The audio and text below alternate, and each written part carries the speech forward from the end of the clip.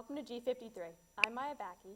And I'm Max Bauman, and it's a great day to be a Dodger. Can you believe that this is our first show of the new school year? Yeah, we even have a new studio. Well, that's not the only new improvement to our school. Throughout the summer, our school went through some major new renovations. Instead of us talking about those, let's hand it off to Justin, who took a deeper look.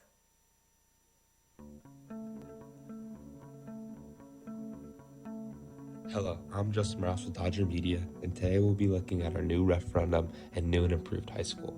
This is a before picture of what our lobby, and this is a video of our after, showing the new auditorium sign that was installed and the big Welcome to Madison High School sign welcoming students every morning into our school. The lighting in our school also changed, making it nice and bright for all students. This is a rundown bathroom that we used to have, and here's the new one. Nice new tiles, new equipment, and everything making it nice and accessible.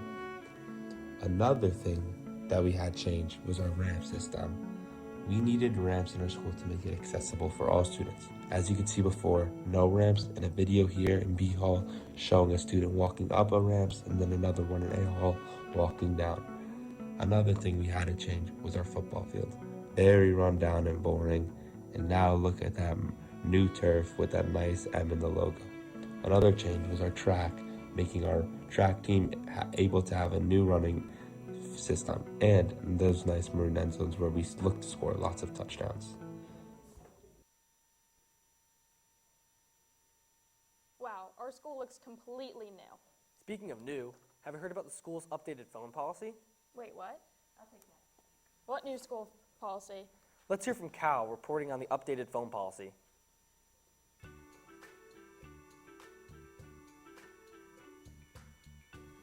I'm here with. Mr. Drexel. All right, what have you done differently this year than in past years on your phone policy? Yeah, so the policy itself hasn't changed. The language and the words that are posted on our website and, explained to you guys at the beginning of the year, they're the same as they've been for the last 3 or 4 years. I think the difference this year might just be the enforcement of that.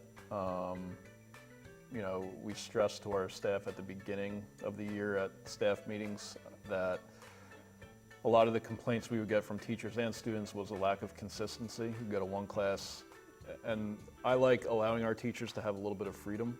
So some teachers maybe wouldn't enforce a phone policy as much as what other teachers might. So the teachers that would, they would have a kid come in and have their phone out and have a harder time enforcing it because they just came from a class that wasn't. So we wanted this year to just have our teachers kind of be on the same page and be a little bit more consistent with that.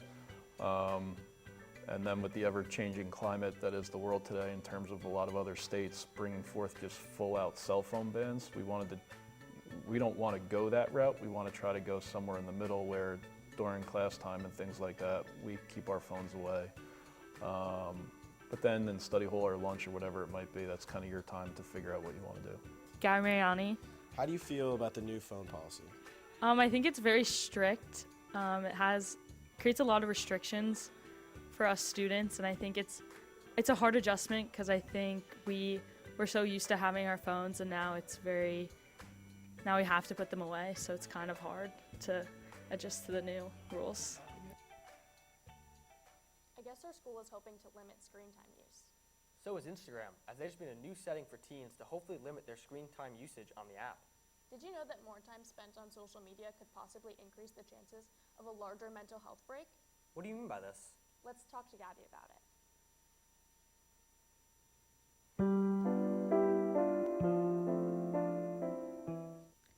Did you know that many mental health problems stem from the use of social media? Many teens around the world use social media without knowing the repercussions that could come with it. According to UC Davis Health, in 2023, there's an estimated 4.9 billion social media users worldwide. The average person spends 145 minutes on social media every day. Every minute spent on social media could have a negative impact on one's mental health. Yale Medicine stated that over the last decade, increasing evidence has identified the potential negative impact of social media on adolescents. According to a research study of American teens aged 12 to 15, those who use social media over 3 hours each day face twice the risk of having negative mental health outcomes. Many teens are addicted to social media that they do not realize the damage it is doing to their mental health. Additionally, teens can easily access extreme, inappropriate, and harmful content which can cause bad thoughts in a young person's mind. Even though there are many benefits to using social media, it negatively impacts the overall well-being of teens, including fueling anxiety, depression, loneliness, and FOMO. Many teens overlook the amount of time spent on their phone or electronic device, specifically scrolling through any social media apps. Social media is here to stay and will continue to evolve and become more invasive. If you're spending a lot of time on social media and feeling sadness, dissatisfaction, frustration, or loneliness, it may be time to re-examine your relationship with your online presence. I'm not shocked by this information. I knew that social media had a big impact on people's daily lives. I know, it's bad. Almost like what happened with the Titan submersible. I know, we covered that story. What a tragedy. Yes, and some new information regarding the submersible has just been released. Let's cut to our video to hear more about that.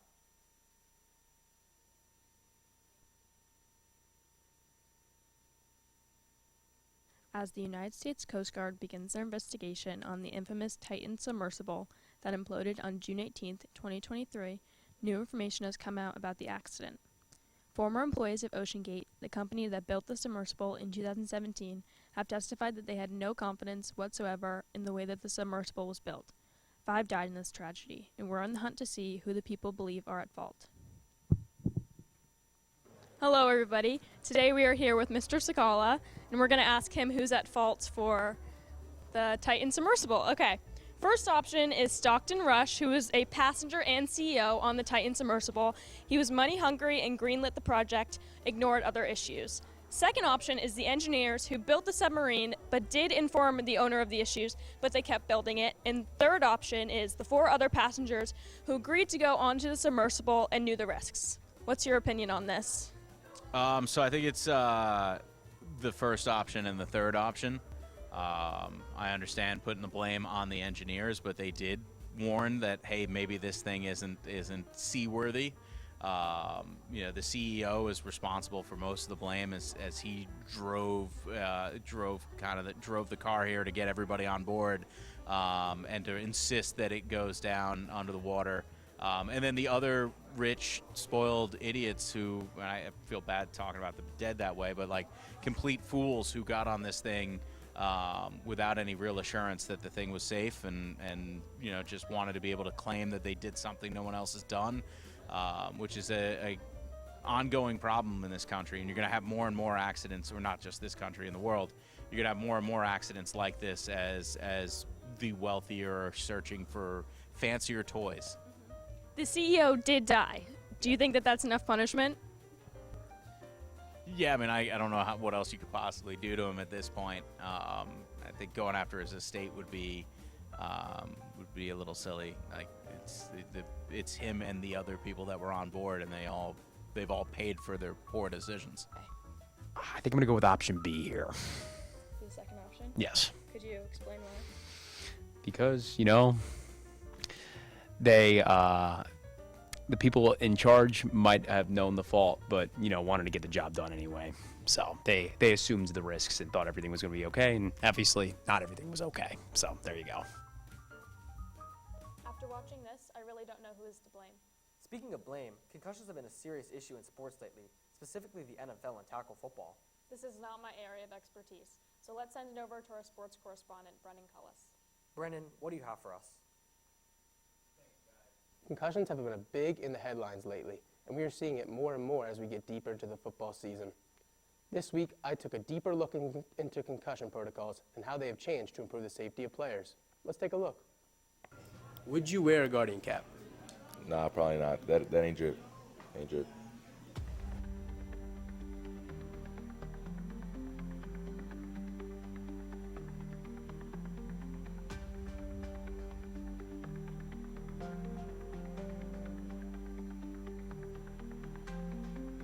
I'm Brennan Cuss, Dodger Media. Today here with the athletic trainer here at Madison, Mr. Moore. How's it going, Mr. Moore? So far, so good. Thanks for having me. Now, can you tell us what you know about Guardian Caps? So Guardian Caps is like a newer form of protective equipment for football players. Basically started coming around, I would say, like 3 years ago, and it started to build up more interest from little kids all the way up to now you see them on NFL games. Coach Kubik, now you see concussions have been a very detrimental injury to the team over the few years. Now, how do you respond to that as a coach? It's more with technique. Got to be really careful about how the kids tackle their hitting. So again, we try and focus with them being heads up, not striking with their head, more shoulder striking, things like that. So I mean, if a kid wanted to use it, I wouldn't have a problem with it. To be honest with you, there's nothing that prevents a concussion other than not striking your head that way. We use pretty good helmets. So Guardian Caps, again, the percentage of the drop isn't that much. So that's why we haven't invested in it. There's no concussion-proof helmet out there. Now, let's talk about Guardian Caps in high school football. Has there been any talks about getting that in Madison? In Madison, no, not yet. There is definitely been talks around the conference, talked to other ADs within the conference. Some schools are starting to look into budgeting to implement them. We are at the very beginning of those talks. Talking with Coach Kubik, it is something that we certainly want to review and see if it's worthwhile. I'm not 100% sure on how much effectiveness it has, but if it's going to keep our players safe, we certainly want to look into it. Budgets are always tight, but whenever you bring up something on the side of safety, especially with our young people and our athletes, you got to find the money. That's what it comes down to. So the science behind the Guardian Caps aren't fully there yet. It's still in a big research stage. If anything, it has minuses to it. So yes, it has padding, which reduces that impact. That could help alleviate concussions. But the same thing when helmets were added to football players, you're still not supposed to use your head. You add that helmet, now people are starting to use their head to make tackles, which is the problem. And you heard it here, folks, from the professionals at Madison High School. Looks like we're going to need a little more evidence for Guardian Caps to be here. Thank you.